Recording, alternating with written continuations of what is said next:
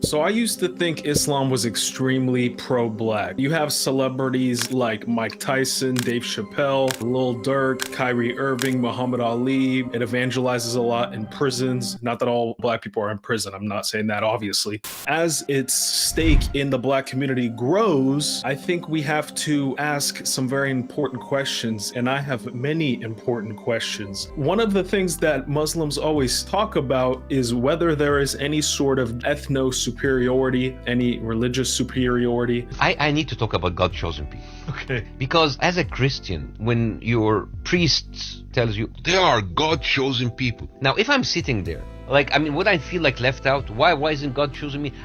If you believe so hard that these are God chosen people, why don't you become Jewish? Yeah, I found something very interesting in the Quran. No Muslim can deny the Quran. The Quran to them is never created, never changing. It is holy to the point where they will kill you if you burn it, if you disrespect it. Surah chapter 2 verse 47. O children of Israel, remember my favor which I have bestowed upon you, and that I preferred you over the worlds. One of the criticisms that Jewish people receive is that they think they are the chosen people. The concept of God that you guys are holding is racist in really basic terms. That kind of makes it difficult for any Muslims to, one, make it seem like there is this egalitarianism in Islam, but two, criticize any Jewish people for feeling like they are the chosen people, because clearly you follow a religion and a Quran that confirms that fact. If you're familiar with Islam, you might say, well, there's a lot of criticism of Jewish people in Islam. Yes, that is correct. For example, you surely will find the most intense of the people in animosity towards the believers to be the Jews and those who associate others with God.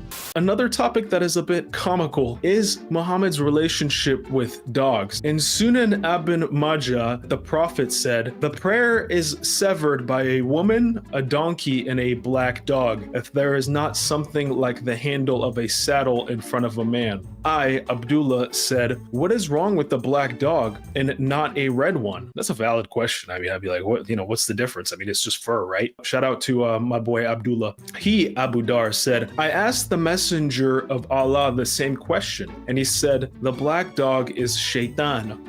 Satan. Very, very fascinating how the black dog is Shaitan just because it's black. As we move forward, you will find some similar things about being black or black in general having a interesting association with things that are negative in Islam. One of the fascinating parts of Islam is the black stone. The black stone was not always black. Let's jump into the text. The black stone descended from paradise whiter than milk, but the sins of the descendants of Adam made it black. Wow, that's interesting. Okay, you associate whiteness with purity, blackness with less pure, maybe symbolically, we're not going to take anything too extreme from this. But when you take it in aggregate, when you add the additional aspects of it, especially the ones that I have coming up, it's very, very concerning. You know what gets me mad?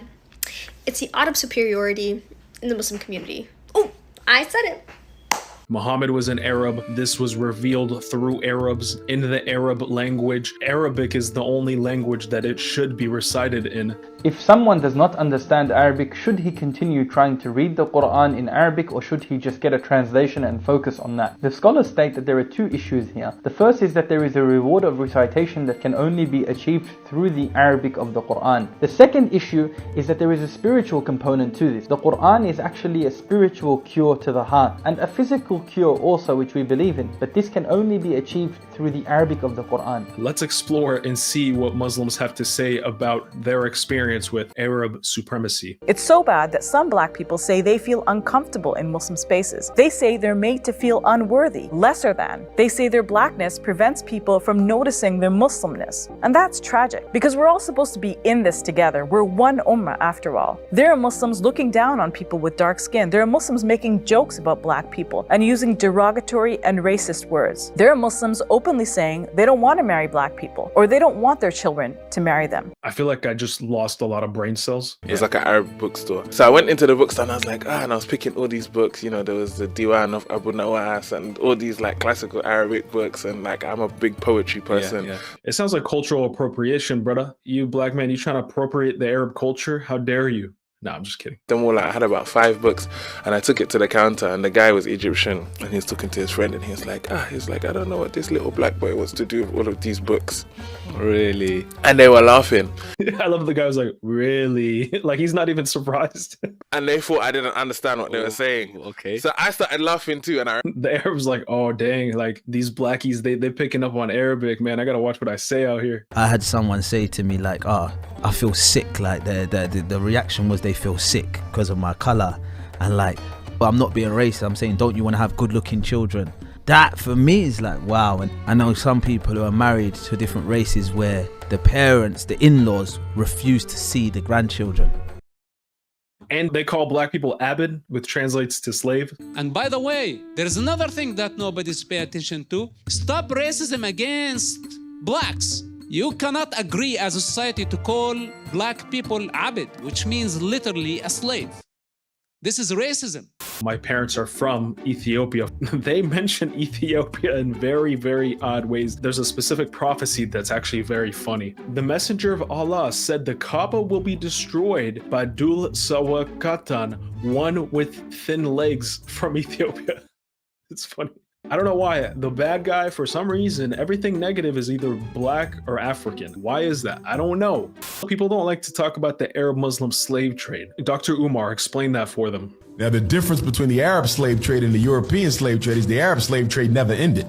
The Arab slave trade is going on right now, and I would personally fault many African-American Sunni Orthodox Muslim leaders for hiding the Arab slave trade under the umbrella of their religion. Back when they actually would do journalism at CNN, they actually witnessed and walked in on an actual auction of African black slaves. One by one, men are brought out as the bidding begins. 600, 650. Very quickly, it's over. We ask if we can speak to the men. The auctioneer, seen here, refuses.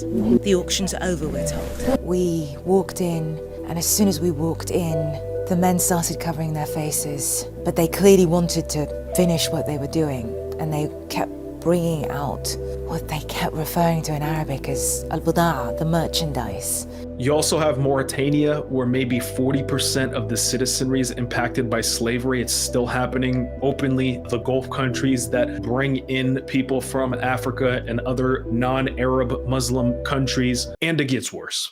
One of the things when it comes to Muhammad that people like to talk about is the fact that Muhammad was not too black, not too white, not too tall, not too short, not too handsome, not too ugly. Like, it's kind of hilarious, but that's really what they say. Muhammad was not too tall nor too short. He was of average height. And he also said that the Prophet was not very white, nor was he very dark. His hair was not very curly, nor was it very straight either. He wasn't too tall, nor was he too short. His skin was not too light, nor was it too dark. Look what I found. He was white with reddish tinge.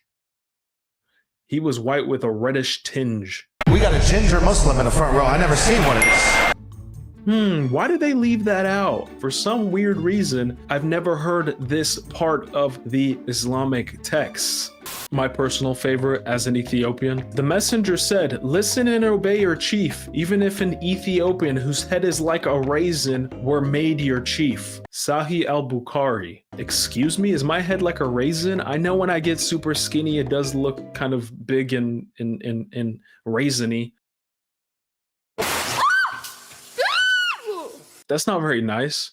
Now, these last ones are probably the most damning. The Quran says, on the day of judgment, when some faces will turn white and some faces will turn black. As for those whose faces turn black, it will be said, did you disbelieve after your belief? Then taste the punishment for what you used to reject. But as for those whose faces turn white, they will be in the mercy of Allah, abiding therein forever. Well, there isn't really much of a way to misinterpret that. Black faces go to hell. hell, white faces go to heaven. But it gets worse. Abu Darda reported to God's messenger as saying, God created Adam when he created him and struck his right shoulder and brought forth his offspring white like small ants. And he struck his left shoulder and brought forth his offspring black as though they were charcoal. Whoa. Then he said to the party on his right side, to paradise, and I do not care. He said to the party in his left shoulder, to hell,